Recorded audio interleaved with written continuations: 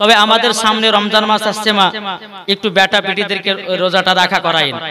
কেন বলছি, এই পবিত্র রমজান মাসে কোন বেটা যদি বলে 8 বছর বা 10 বছরের বাচ্চা যদি বলে যে মাগো রোজা রাখবো, বলে বেটা রাখিস না, তোর শরীরটা গলে যাবে, হ্যাঁ তুই মোটা আছিস, তুই পাতলা হয়ে যাবে। খবরদার এইরকম কাজ করবেন না।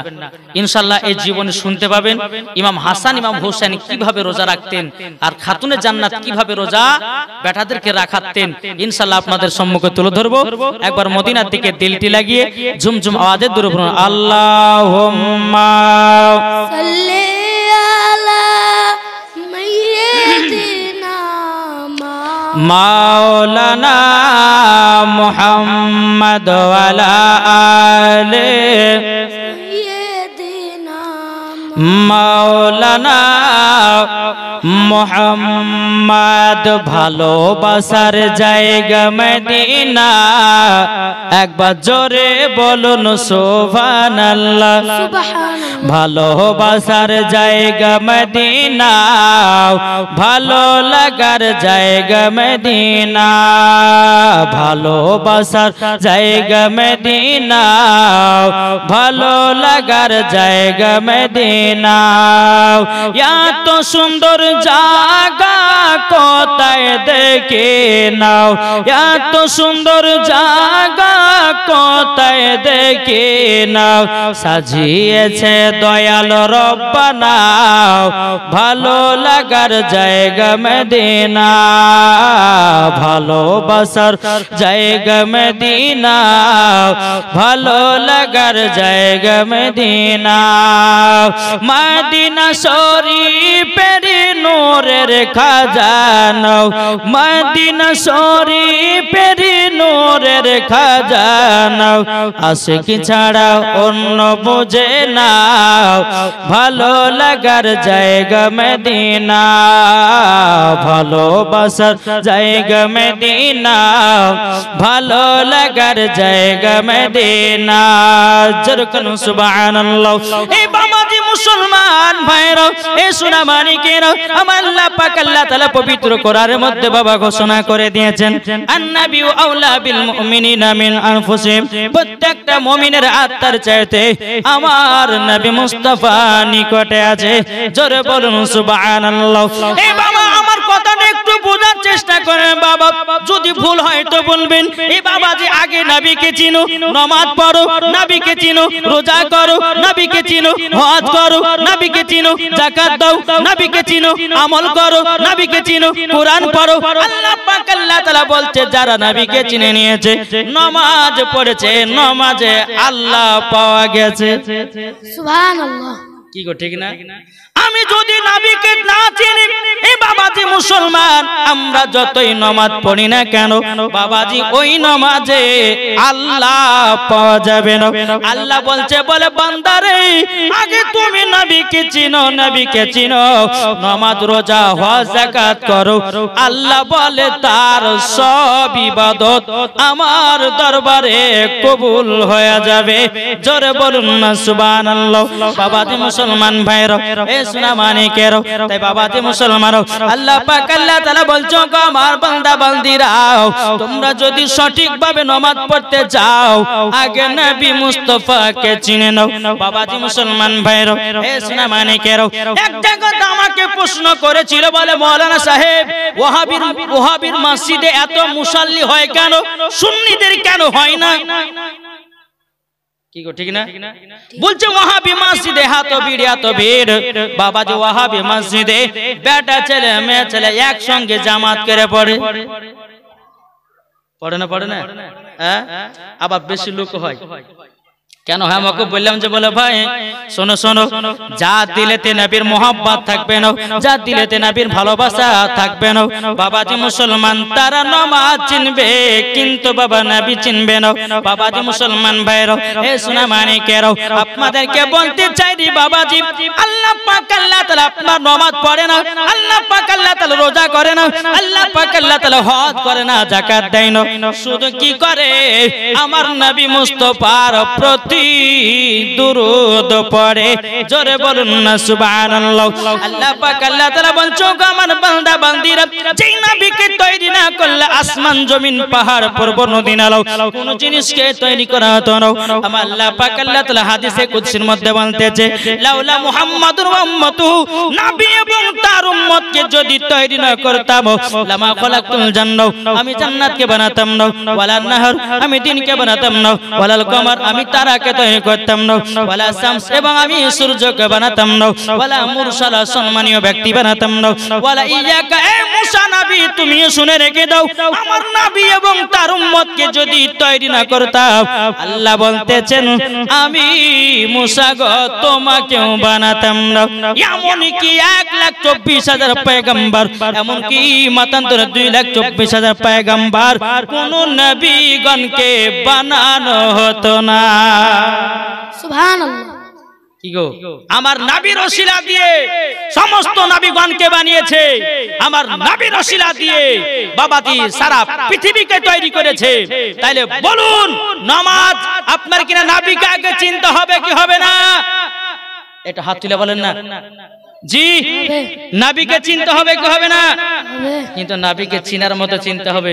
এখন বাবাজি মুসলমান সোনা মানিক, আপনি নামাজ পড়ছেন না, এখন মুখ বুঝে মৌলানা ওবায়দুল ইসলাম জামালি কালকে ওয়াজ করে বলেছে কি জানেন, যাকে নবীকে মোহাব্বত করতে তারপর নামাজ পড়তে হবে, এটা করেন না, নামাজ কালকে বাদ দেন না।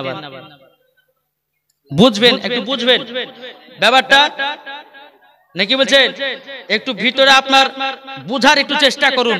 কেন না যে আপনি নামাজ পড়ছেন, রোজা হজ যাকাত সবই করছেন, কিন্তু ওই দিলেতে নবীর মোহাব্বত নাই, ওই নামাজে কি আল্লাহ পাওয়া যাবে? কি একটু জোরে বলেন না সুবহানাল্লাহ। জি, আল্লাহ পাওয়া যাবে? আল্লাহ পাওয়া যাবে না। তাইলে বাবাজি মুসলমান আগে নবীকে চিনো, নবীকে চিনতে গেলে বাবাজি নামাজের প্রয়োজন আছে না নাই? রোজার প্রয়োজন আছে না নাই? হজের প্রয়োজন আছে না নাই? যাকাতের প্রয়োজন আছে না নাই? বাবাজি মুসলমান ভাইরা, এই সোনা মানিকেরা, আল্লাহ পাক আল্লাহ তাআলা বলছো আমার বান্দা বান্দিরা, তোমরা যদি নবী মুস্তাফাকে এক বিন্দু যদি মোহাব্বত করে নিয়ে যদি কবরে যেতে পারো, আমার আল্লাহ বলতেছে মরার পরে সেই কবরে বাবা আযাব হবে না। এ বাবা কিছুদিন প্রায় 10 থেকে 12 দিন আগে আমার ভাটপাড়া সরজমিনে বাবা একজন মহিলা মারা গেছিল। বাবা যে মহিলাটা মারা গে বাবা যারা কবর খুঁড়তেছিল, কোন সালের কার কবর, ওই কবরে বাবা যে আপনার কবর খুঁড়েছি, একজন মৃত্যু ব্যক্তির বাবা মাথার খুঁটি পাওয়া গেছে, কিন্তু মাথার খুঁটিটা অত আপনার বোঝা যায় না, হালকা মাটি হালকা হাড্ডি। বাবা যে ওই হাড্ডিটাকে আপনার জমিনের উপরে তুলে রেখেছে। আমরা যখন মাটি দিতে গেলাম, যাওয়ার পরে একটা মুসাল্লি বলে মাওলানা সাহেব দেখেন কোন সালে এই জায়গাতে কবর হয়েছিল, কেননা এই জায়গাতে একজন মানুষের মাথার খুঁটি পাওয়া গেছে। আমি আবার ভালো করে তাকিয়ে দেখলাম সত্যি একটা মাথার খুঁটি। তাইলে বাবাজি মুসলমান, এই সোনা মানিকেরা, আপনাদেরকে বলতে চাই রে বাবা, আপনার শরীরকে যদি না পচাতে চান, আপনার শরীরকে যদি আপনার মাটিকে না খেতে দেন, আপনার শরীরকে পোকামাকড়কে যদি না খেতে দেন, আমার আল্লাহ পাক আল্লাহ তাআলা বলছে এ বান্দা বান্দিরা, তোমাদের শরীরটাকে কবরে যদি জিন্দা রাখতে চাও, তোমাদের শরীরটা যদি কবরে পচাতে না চাও, ঈমানদার হয়ে মরো, মরার পরে জান্নাতি হবে, তোমার কবরের লাশটাও পচবে না। সুবহানাল্লাহ সুবহানাল্লাহ। কি গো ঠিক না জি? আর বেঈমানদার হলে পরে আপনার শরীরে পোকা মাকড়ে সমস্ত বাবাজি বিচ্ছুতে বা আপনার শরীরের গোশত হাড্ডিগুলোকে একবারে খেয়ে শেষ করে দেবে। তাই বাবাজি মুসলমান ইমানদার হয়ে মরো, আর ইমানদার হয়ে মরলে পরে বাবাজি ওই লাশটা জীবন ও কিয়ামত পর্যন্ত পচবে না। জোরে বলেন সুবহানাল্লাহ। পচবে নাকি জি? বিরাদর ইসলাম, তাহলে আমাদেরকে সঠিকভাবে চলতে হবে। বিরাদর ইসলাম, নবীকে মোহাব্বত করুন, নামাজ পড়ুন। অনেকে মা বোনেরা আছে বাবাজি রমজান মাস যখন আসবে কিনা, তো রমজান মাসে আপনার রোজা রাখলেন, তো রোজা রাখতে রাখতে বাবা যে কিছুক্ষণ বাবা যখন রোদ কড়া পড়বে, তো ফোন করবে যে মৌলভী সাহেব আমি লুক করে ঘরের ভিতরে পানি খেয়ে লেছে, আমার কি রোজা ভাঙবে? আল্লাহ কি দেখেছে? আচ্ছা বলুন, আল্লাহ পাক আল্লাহ তাআলা বলতে যে তুমি 80 হাত নিচে গিয়ে যদি তুমি গুনাহ করো, তবু আমার আল্লাহ দেখতে পায় কি পায় না? কি গো পায় না? পাই। তো বাবাজি মুসলমান, আপনি যেই কোনাতে গুনাহ করো না কেন আমার আল্লাহ দেখতে পাই। তাই বেরাদর ইসলাম মুআজ্জাজ সামানিক রাম, আজ ওয়াহাবি দেওবন্দি লামাযাবি বাবাজি আর নামাজ পড়ে ঠিক, কিন্তু নবীকে এত মোহাব্বত করে না, নবীর প্রতি আর সালাম দুরুদ পড়ে না। কোন যদি বলে যে দুরুদ পড়া কি আপনার ফরজ, কেউ যদি বলে যে দুরুদ পড়া কেম করে কি ফরজ, আমি বলবো যে হ্যাঁ, একবার না হলে নবীর প্রতি দুরুদ পড়া ফরজ আছে, একবার না হলে নবীর প্রতি দুরুদ পড়া ফরজ আছে। বেরাদর ইসলাম মুআজ্জাজ সামানিক রাম, যেই দুরুদ আমার আল্লাহ পাক আল্লাহ তাআলা নবীর প্রতি পড়ে, তাহলে বলুন আল্লাহ যদি নবীর প্রতি দুরুদ পড়ে তাহলে আমরা কি পড়তে পারি না? এটি জোরে বলেন না। জি, আমরা পড়তে পারি। তো বেরাদর ইসলাম মুআজ্জাজ সামানিক রাম, আসুন আমরা সকলে নবী মুস্তাফাকে মোহাব্বত করব, নবীকে ভালোবাসবো, ইনশাআল্লাহ 5 ওয়াক্ত নামাজ পড়বো, নবীর সুন্নাতকে মেনে চলবো, ইনশাআল্লাহ দেখবেন মরার পরে জান্নাতি হবেন। জোরে বলেন সুবহানাল্লাহ। আর দিলে যদি নবীর মোহাব্বত না থাকে, দিলে যদি ওলির মোহাব্বত না থাকে, ওই নামাজে আল্লাহ পাওয়া যাবে না, ওই নামাজে জান্নাত পাওয়া যাবে না, ওই নামাজে ওলি পাওয়া যাবে না, ওই নামাজে নবীগণকে পাওয়া যাবে না। বাবাজি নামাজ যদি পড়তে হয় ওলির মোহাব্বত রাখো, নামাজ যদি পড়তে হয় নবীর মোহাব্বত রাখো, নামাজ যদি পড়তে হয় বাপ মার মোহাব্বত রাখো, নামাজ যদি পড়তে হয় আপনার ভিতরে ঈমান আকীদা ঠিক রাখো, নামাজ পড়ার পরে মরার পরে জান্নাতি। সুবহানাল্লাহ। আমি কি বোঝাতে পেরেছি বাপ? জি বেরাদর ইসলাম, আসুন আমার বলার কর্তব্য ছিল এটাই যে মাগো সামনে রমজান মাস আসছে, আপনারা সকলে আজ থেকে নিয়াত করুন যে পবিত্র রমজান মাস আমরা 30টা রোজা রাখবো। এটা হাত তুলে দেখান তো কে কারি রোজা রাখবেন ইনশাআল্লাহ। রোজা রাখতে হবে বাবাজি। এই পবিত্র রমজান মাস যদি কোনো ব্যক্তি যদি রোজা রাখার নিয়াত করে নেয় আর সে ব্যক্তি যদি মারা যায়, তোমার আল্লাহ পাক আল্লাহ তাআলা বলতেছে কি জানেন? হ্যাঁ বলছে ওই ব্যক্তি যদি মারা যায় তো বিনা হিসাবে জান্নাতে। জোরে বলেন সুবহানাল্লাহ।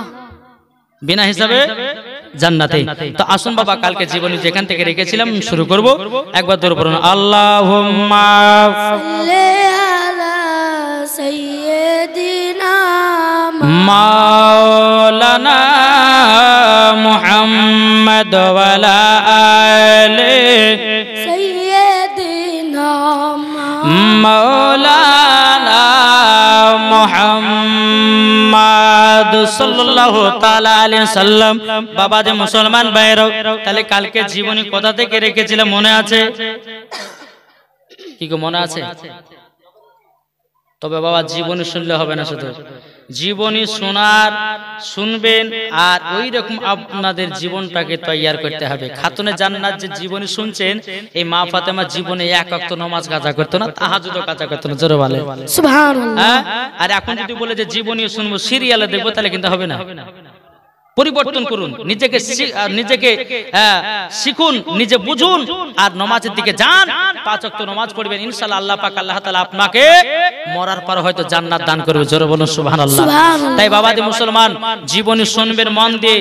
এখন কেউ যদি বলে যে জীবনীকে হ্যাঁ কি লাভ হবে, তাহলে এটা বোকামো কাজ লাগে। কেউ যদি বলে যে জীবনী বলে কি লাভ হবে, জীবনী শুনে কি লাভ হবে, তা জানতে হবে যে ওর ভিতরে শয়তান লুকিয়ে আছে। আরে বোকা, আমি কি গান বাজনা গাছ না, ওই দুনিয়ার লোকের কেসাকে কাহানি গাছে? আমি খাতুনের জান্নাতের জীবনী গাছ, ইমাম হাসান হোসাইনের জীবনী গাছ। আর কোন ব্যক্তি যদি এসে বলে দেয় যে জীবনী জালসা করা বেকার হবে, তো বাবাজি মুসলমান সোনা মানিকেরা জেনে নিতে ওর ভিতরে শয়তান লুকিয়ে আছে নাকি গো? অনেক পাবলিকের ভিতরে শোনা যায় জীবনী শুনে কি হবে, অনেক ব্যক্তি বলে। কিন্তু বাবা এই জীবনী যারাই শুনেছে বাবাজি আর আমল করে নিয়েছে, 5 ওয়াক্ত নামাজি হয়ে গেছে। আমাকে একজন ফোন করে বলছে যে মৌলভী সাহেব আপনার ইউটিউবে ওয়াজ আমি শুনে আমি জীবনে নামাজ পড়তাম না, আপনার ওয়াজ শুনে আমি 5 ওয়াক্ত নামাজ পড়ি। জোরে বলে সুবহানাল্লাহ। জায়গাতে যাই, কলকাতা বলেন, হাওড়া বলেন, মালদা বলেন, দিনাজপুর বলেন, প্রত্যেকটা জায়গা থেকে কমিটিদেরকে নামাজি বানিয়ে আসি। এটা মিথ্যা নয়। আমার সঙ্গে অনেকগুলো ইউটিউবাররা যায় আর প্রত্যেকটা কমিটি মানুষদেরকে, কমিটি ছেলেদেরকে নামাজিও বানিয়ে আসি। কেননা নামাজের কথা বলি, নামাজের কথা তাদেরকে পড়তে বলি। হেদায়েত করার মালিক কে? আল্লাহ। হেদায়েত মালিক করা হচ্ছে আল্লাহ। আমার বলার কথা বলবো, তুমি মানলে মানবা, না মানে তুমি মরার পরও কবর জবাব দিবে। আমার কি? খাতুনে জান্নাত মা ফাতেমা রাদিয়াল্লাহু তাআলা আনহা বাবাজি আসলেন কোথা থেকে? আব্বাজির বাড়ি। আলী রাদিয়াল্লাহু তাআলা আনহু তিনি বলছেন ওগো আমার বিবি, আমি নিজের হাতে রুটি বানিয়ে আমার হাতটাকে পুড়িয়ে দিয়েছি। বিবি, আমি তোমাকে খুব মহব্বত করি। এটা জোরে বলেন সুবহানাল্লাহ। সুবহানাল্লাহ। আরে এখনকার স্বামীরা মহব্বত করে, আমরা তো মহব্বত করতে পারি না রে ভাই। হ্যাঁ পারি গো। এখন যদি কোনো স্ত্রীর স্বামী যদি বলে বিবি আমার লেগে, কোনো স্বামী স্ত্রী যদি বলে যে স্বামীকে আমার লেগে দুইটা কমলা লেছেন, দেখ না আবার কত ভালো মন্দ খরচা করে, বলে কি বলে না? কিন্তু বাবাজি সোনামানিকের এটা করবেন না, বিবিকে মোহাব্বত করবেন, যেটুকু পারবেন করবেন বাবা। বেরাদর ইসলাম ইনশাআল্লাহ দেখবেন মরার পরে আপনিও জান্নাতি, আপনার বিবিও জান্নাতি। এটা জোরে বলেন সুবহানাল্লাহ। সুবহানাল্লাহ। বেরাদর ইসলাম মুআজ্জাজ সামানিকরাম, খাতুনে জান্নাত মা ফাতেমা রাদিয়াল্লাহু তাআলা আনহা তিনি বলতেছে, বলো গো আমার স্বামী, ও গো আমার স্বামী, আপনার কাছে একটাই আবেদন করব। ও স্বামী গো, তবে আমি আমার আব্বার বাড়িতে গেছিলাম, তবে জানেন একটা কাণ্ড ঘটেছে, একটা ঘটনা ঘটে গেছে। হযরত আলী রাদিয়াল্লাহু তাআলা আনহু তিনি বলছে, বলো গো আমার বিবি, কি ঘটনা ঘটেছে বলো না। তখন বলছে, গো স্বামী আমার বান্ধবীরা আমাকে দাওয়াত করেছিল, আমি গেছিলাম দাওয়াতে, আমার কাছে একটা নয় দুটো নয়, ইহুদি নারীরা কলমা পড়ে মুসলমান বানিয়ে এসেছি। জোরে বলেন সুবহানাল্লাহ। মুসলমান ভাইরা, এ সোনা মানিকেরা, খাতুনে জান্নাত মা ফাতেমা রাদিয়াল্লাহু তাআলা আনহা তিনি বলতেছে, বলো গো আমার স্বামী গো, তবে শুনুন না, আমি হলাম সমস্ত নারীদের সরদার, যারা আমার মতো চলবে তারাও হবে আমার সাথে জান্নাতি। জোরে বলেন সুবহানাল্লাহ। বাবাজি মুসলমান ভাইরা, এইরকম ভাবে আপনার দিন যায় রাত আছে। বেরাদর ইসলাম মুআজ্জাজ সামানিকরাও, ইমাম হাসান ইমাম হোসেন যখন বেরাদর ইসলাম, এখন যদি আপনাদেরকে খুঁটিয়ে খুঁটিয়ে জীবনীটা বলতে যাই অনেক টাইমের ব্যাপার আছে। বেরাদার, যখন ইমাম হাসান ইমাম হোসেন বাবাজি দুনিয়াতে জন্ম নিল, জন্ম নেওয়ার পরে বাবাজি আমার নবী মুস্তাফা সাল্লাল্লাহু তাআলা আলাইহি সাল্লাম বাবাজি বাড়ির হুজরা মুবারক থেকে বেরিয়েছেন। বাড়ির পানে বাবা খাতুনে জান্নাতের কাছে এসে বলছে, বলে বিটি গো, ও বিটি খাতুনে জান্নাত, তবে শোনো গো শোনো, তোমার কাছে একটা আবেদন করব। বড় বিটি গো, তোমার বেটাদের কি নাম রেখেছ? তখন বলছে, বলে আব্বা জান, এই ছেলের যিনি হবে না না, তিনি তো নাম রাখবে। জোরে বলেন না সুবহানাল্লাহ। এদিকে আমার নবী মুস্তাফা এক পা দুপা করে হযরত আলীর কাছে গেলেন। আলী রাদিয়াল্লাহু তাআলা আনহু কাছে যাওয়ার পর বলছে, বলো গো আমার আলী, তোমার সন্তানের কি নাম রেখেছো বলো না। তখন বলতেছে, বলো গো আমার নবী গো, এই ছেলের যিনি হবে না না, তিনি তো নাম রাখবে। জোরে বলেন সুবহানাল্লাহ। যখন বাবা দিয়ে কথা বলো, বলার পরে বেরাদর ইসলাম মুআজ্জাজ সামানিকরাম, আমার নবী মুস্তাফা বলতে, চক বিটি খাতুনে জান্নাত, তবে শোনো, তোমার বেটাদের নাম আমি রাখবো না। এ আলী, তোমার বেটাদের নাম আমি রাখবো না, রাখবে আমার আল্লাহ তাআলা। জোরে বলেন সুবহানাল্লাহ। ইমাম হাসান ইমাম হুসাইনের নাম কে রাখবেন? আল্লাহ রাখবে। বাবাজি মুসলমান ভাইরাও, এ সোনা মানিকেরাও, ইমাম হাসান ইমাম হুসাইন রাদিয়াল্লাহু তাআলা আনহু তিনি বাবা মাত্র 3 দিনের বাচ্চা। ইমামে হুসাইন রাদিয়াল্লাহু তাআলা আনহু, বাবাজি আপনার নাম রাখা হলো আল্লাহর তরফ থেকে। আল্লাহ পাক আল্লাহ তাআলা বলছো, আমার জিবরাইল জলদি করে যাও, যাওয়ার পর আমার হাবিবুল্লাহকে জানিয়ে দাও, খাতুনের জান্নাতের 2 সন্তানের নাম রাখবে হযরত সুলাইমান আলাইহিস সালামের 2 বেটার নামে। জোরে বলুন না সুবহানাল্লাহ। হযরত সুলাইমান আলাইহিস সালাম, বাবাজি মুসলমান ভাইরা, 2 বেটার নাম ছিল, একটা ছোট সিন্ধে সাব্বির আর একটা বড় সিন্ধে বাবা সাব্বির। বাবাজি 2 নামে নাম আমার নবী মুস্তাফাকে জানিয়ে দিল। জানিয়ে দেওয়ার পরে আমার নবী মুস্তাফা ওই নামগুলোকে বাবা আরবিতে ট্রান্সলেশন করলো। করার পরে বাবা নামিয়ে আসলো বাবা ইমাম হাসান ইমাম হোসেন। জোরে বলেন সুবহানাল্লাহ। নাম যখন বেরিয়ে আসলো বাবাজি মুসলমান ভাইরা বাংলাতে মানে হলো ইমাম হাসান মানে ভালো আর ইমাম হুসাইন মানে ভালোরও ভালো সুবহানাল্লাহ হবে না সুবহানাল্লাহ ইমাম হাসান মানে ভালো ইমাম হুসাইন ভালোরও ভালো নাম রাখা হলো